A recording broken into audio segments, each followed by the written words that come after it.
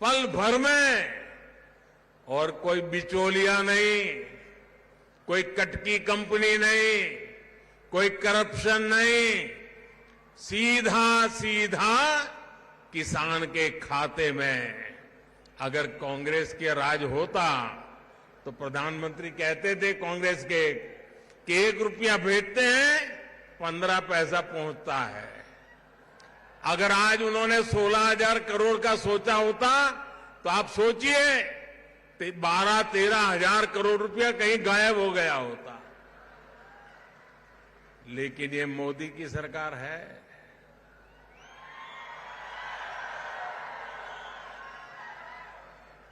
पाई पाई आपकी है, आपके लिए है।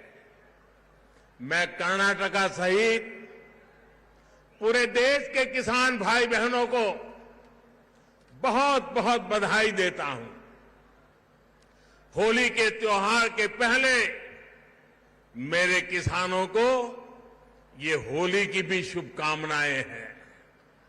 भाई और बहनों, आज का बदलता हुआ भारत हर वंचित को वरीयता देते हुए एक के बाद एक विकास के काम कर रहा है। हमारे देश में दशकों तक छोटे किसानों को भी नजरअंदाज किया गया था। भारत में 80-85% छोटे किसान हैं। अब यही छोटे किसान भाजपा सरकार की प्राथमिकता में है। पीएम किसान सम्मान निधि के माध्यम से अब तक देश के छोटे किसानों के बैंक खातों में करीब करीब 2.5 लाख करोड़ रुपए जमा कराए जा चुके हैं। आप बोलेंगे कितने किए? 2.5 लाख करोड़। कितने कितने कितने 2.5 लाख करोड़ रुपया किसानों के बैंक खातों में जमा हुए हैं। इसमें भी 50,000 करोड़ रुपए से ज्यादा पैसे हमारी जो माताएं बहनें किसानी के करती हैं उनके खाते में जमा हुए हैं। ये पैसे किसानों की छोटी छोटी जरूरतों को पूरा कर रहे हैं। इन खर्चों के लिए अब उन्हें किसी दूसरे के सामने हाथ नहीं फैलाना पड़ता, ब्याज खाऊ लोगों के शरण नहीं जाना पड़ता, बहुत ऊंचा ब्याज देकर के रुपये नहीं लेने पड़ते। साथियों, साल 2014 के बाद से देश लगातार कृषि में एक सार्थक बदलाव की तरफ बढ़ रहा है। भाजपा सरकार में हम कृषि को आधुनिकता से जोड़ रहे हैं, कृषि को भविष्य के लिए तैयार कर रहे हैं। साल 2014 में जब देश ने हमें सेवा करने का अवसर दिया तो भारत का कृषि के लिए बजट, ये आंकड़ा याद रखोगे आप लोग? याद रखोगे? जरा जोर से तो बोलिए, याद रखोगे? देखिए, जब हम आए थे 2014 में सेवा के लिए, आपने मौका दिया था, तब भारत का कृषि बजट 25,000 करोड़ रुपए था। कितना कितना? इस वर्ष हमारा कृषि बजट 1,25,000 करोड़ रुपए से ज्यादा है। यानी 5 गुना ज्यादा बढ़ोतरी हुई है। ये दिखाता है कि बीजेपी सरकार किसानों को मदद करने के लिए कितनी गंभीर है, कितनी सक्रिय है। हमने टेक्नोलॉजी पर बल दिया, जिसका लाभ भी किसानों को हो रहा है।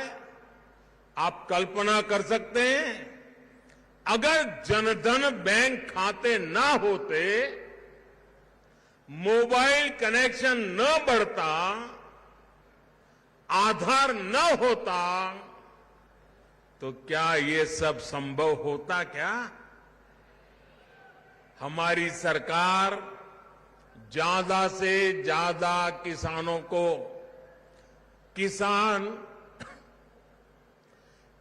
क्रेडिट कार्ड से भी जोड़ रही है। कोशिश यही है कि किसानों के पास बैंक से मदद पाने की सुविधा लगातार रहे, हमेशा रहे। साथियों, इस वर्ष का बजट हमारी खेती की आज की स्थिति के साथ साथ भविष्य की जरूरतों को भी एड्रेस करता है। आज की जरूरत भंडारण की है, स्टोरेज की है, कृषि में आने वाली लागत को कम करने की है, छोटे किसानों को संगठित करने की है। इसलिए बजट में सैकड़ों नई भंडारण सुविधाएं बनाने पर बल दिया गया है। इसके साथ साथ सहकारिता के स्तर पर विस्तार करके उसका पर हमने अभूतपूर्व फोकस किया है।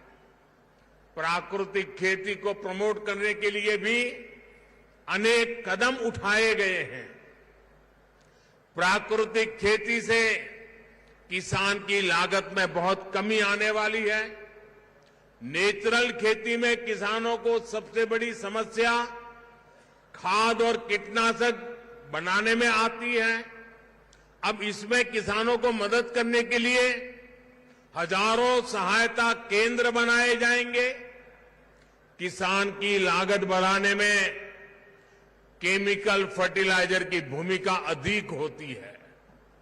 अब हमने किसानों के लिए पीएम प्रणाम योजना शुरू की है। इसके माध्यम से केमिकल फर्टिलाइजर का प्रयोग कम करने वाले राज्यों को केंद्र से अतिरिक्त मदद मिलेगी। भाइयों और बहनों, हम देश की कृषि को भविष्य की चुनौतियों को देखते हुए हमारी पूरी इस किसानी ग्रामीण अर्थव्यवस्था इसमें नए प्राण लाने के लिए हम कृतनिश्चयी हैं, बल दे रहे हैं।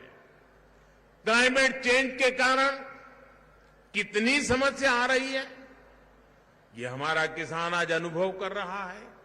इसलिए अब हमें अपनी पुरानी परंपराओं की ताकत को फिर से याद करना होगा। हमारा मोटा अनाज, और मैं तो देख रहा था मोटे अनाज की सुंदरता भी कितनी अच्छी है। हमारा मोटा अनाज हर मौसम, हर परिस्थिति को झेलने में सक्षम है और ये सुपर फूड है। मोटा अनाज सुपर फूड है, ये अधिक पोषक भी होता है। इसलिए इस वर्ष के बजट में हमने मोटे अनाज को श्री अन्न के रूप में नई पहचान दी है।